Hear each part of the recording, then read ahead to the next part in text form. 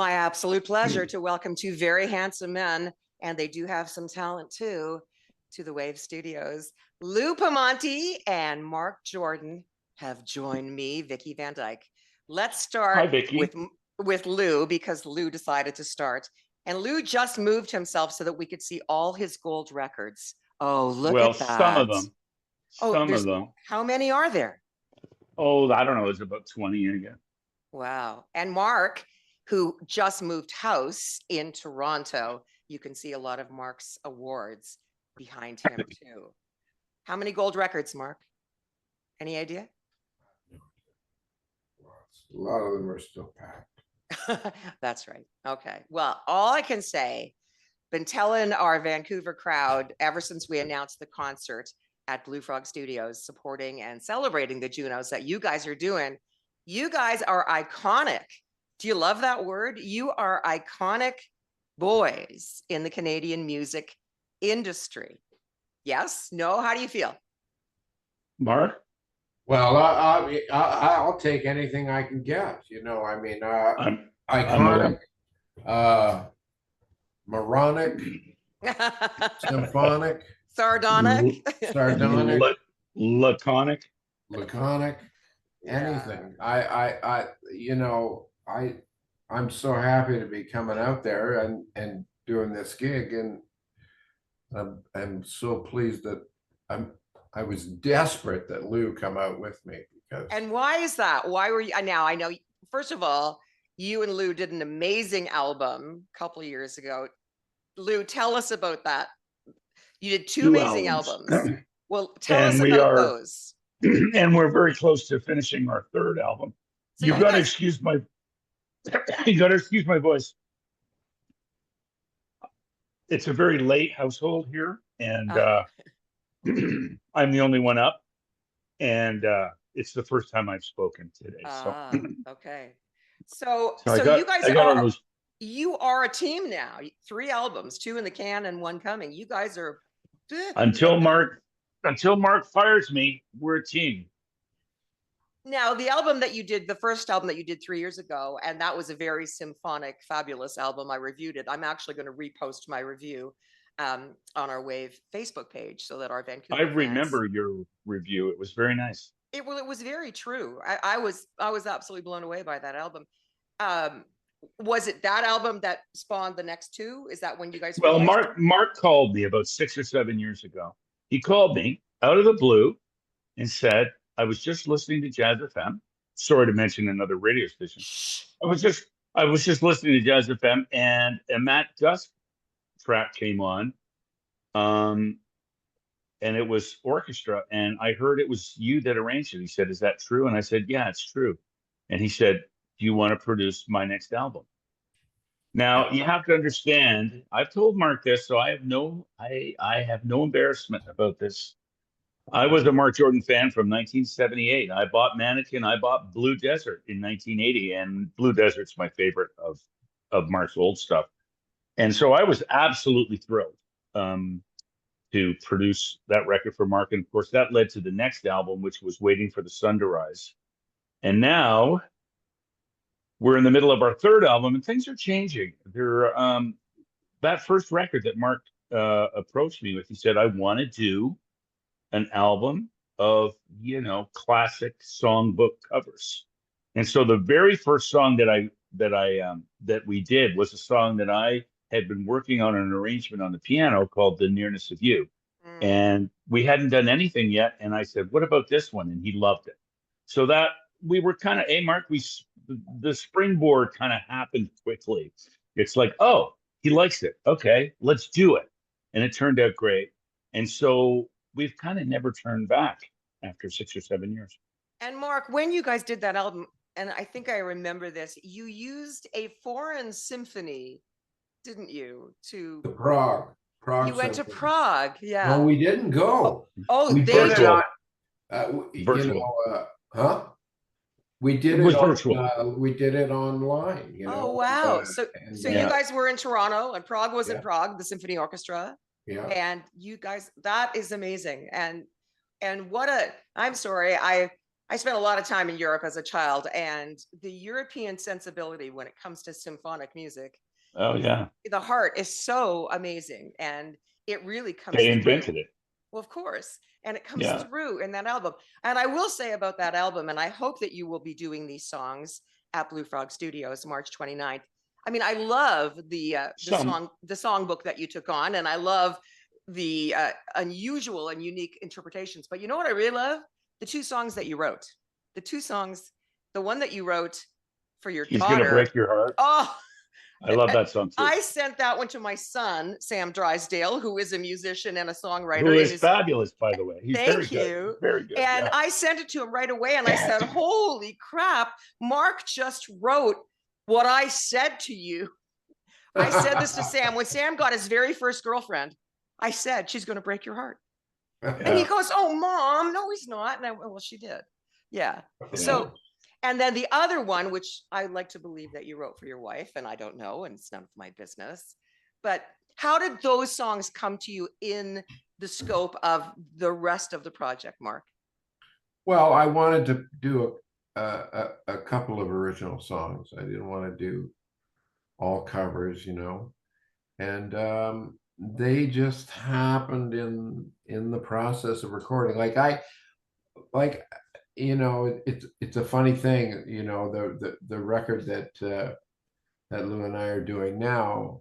I'm constantly writing and working on stuff that as the record evolves, you get a sense of what it is becoming, and then you try to add to that in a cohesive way, and so I always find myself writing as I'm recording. That's awesome. And so we can expect some cool new Marc Jordan originals on this new record too. Yeah. All. I guess every one of them. All original. Yeah. There's no covers, there's a Marc. No. Maybe not. No. Well, there was a couple of covers. There was a couple of covers on the second album, like maybe two. Yeah. But Marc, you're such a genius when it comes to covering. From the first time I ever saw you live, and it was on the waterfront in Toronto. We didn't know each other then. It was the very early days of the wave in Toronto, and I went and saw you live, and you sang "Crazy," you know, the Patsy line "Crazy," and blew me away, because everybody and their mother has sung that song, but you every cover you take on, you really make it your own. Like, you really. Well, I do, because I have a particular way of singing, and I, you know, I phrase a little differently than most people do. I'm a big back phraser. Yeah. If I could add my 2 cents here, as the guy who sits in the room with them all the time here. Careful. There's two Marc Jordans. Well, there's about 14 really, but the two that I'm interested in are there's Marc Jordan, the artist, the songwriter, who's received many accolades and have many people covered his songs and sings his own songs. But unlike a lot of singer-songwriters, Marc is equally adept at just being a singer, at just being a vocalist. And I really do believe that when he sings a song that he hasn't written, it brings a whole new, because he is such a good songwriter, it brings a whole new dimension to this song that we've heard most of our lives, and gives it, breathes new life into it, because in a sense, he's recomposing the melody as he's interpreting it, singing. If you listen to his version of Both Sides now, I mean, there are some people that went, Marc, that's not the song. That's not how the melody goes. And it's like, well, that's how the melody goes on this one.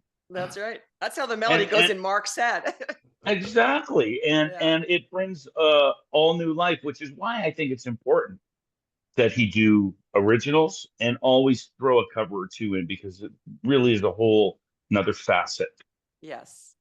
Okay, I'm going to think on that, and I'm going to let you know, Mark, what I think you should cover that you haven't Okay. There you covered go. yet. That'd Okay, be I'm going. good. That's going to be my job.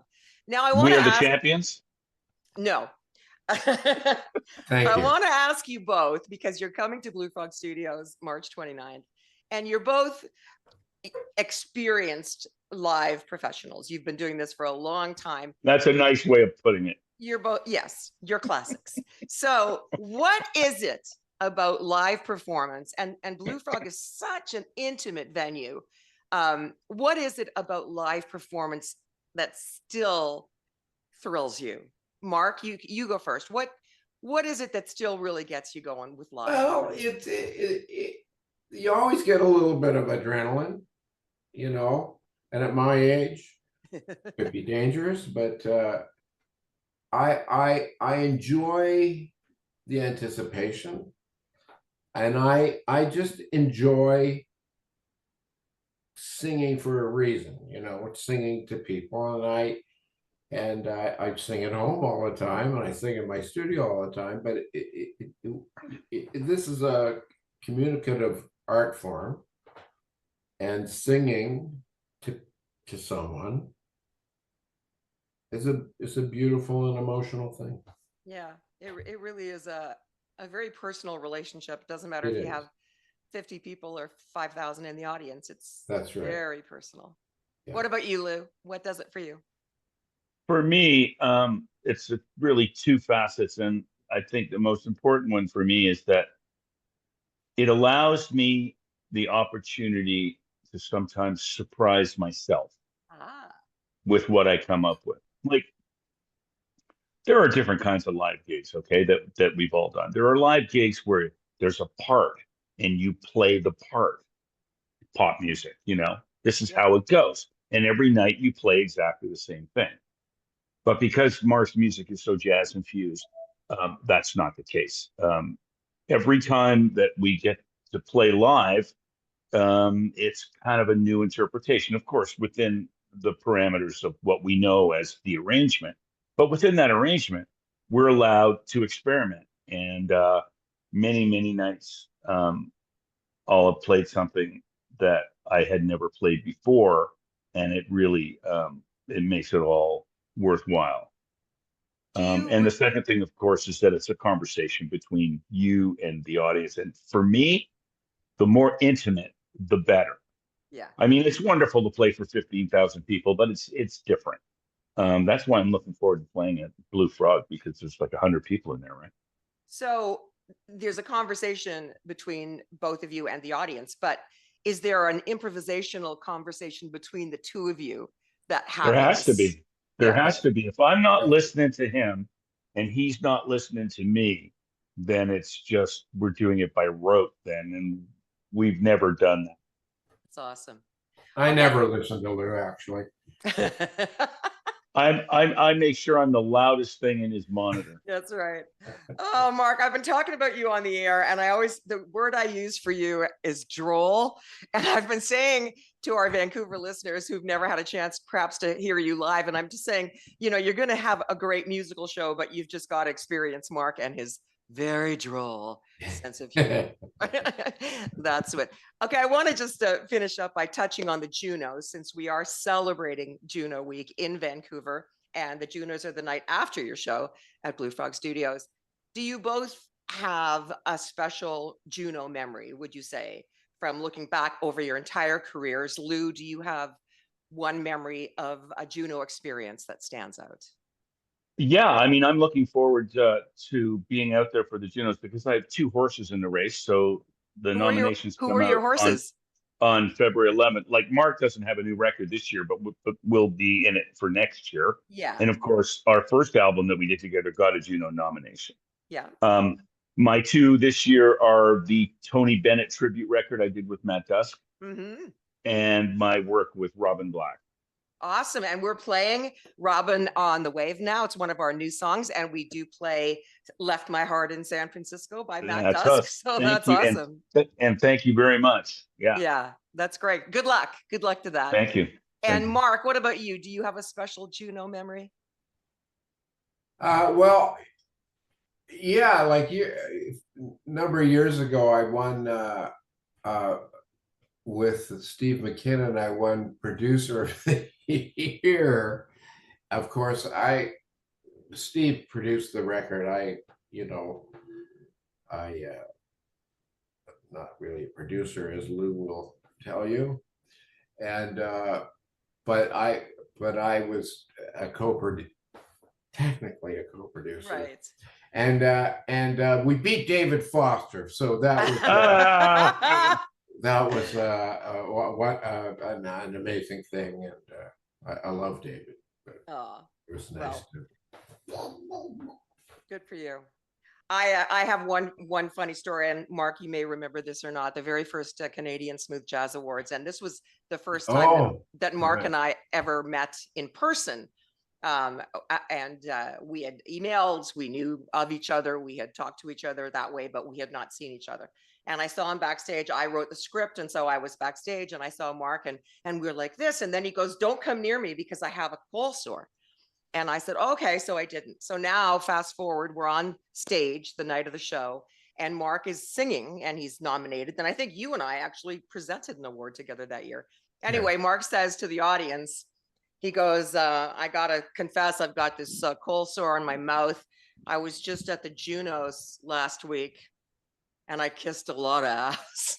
and the audience fell apart, and so did all of us backstage too. And to me, it's just one of the funniest things I have ever heard anybody say on an award show. So that is in my mind as we go. I think you get pink eye from that, not a cold sore, but that's another story. Okay. Anyway, guys, Marc Jordan, Lou Pomanti, thank you for joining me, and we look so forward to the show. March 29th, Blue Frog Studios, White Rock. Look forward to having you in Vancouver. I'm sure you'll drop by the station and say hi to Tara Jean and Sterling Fox. And we are just so in love with you both on the wave. And that's the best way I can say it. Well, thanks, Vickie. So much. Okay. Take care, and good luck with your horses, Lou. Thank you very much. Bye. Okay. Bye.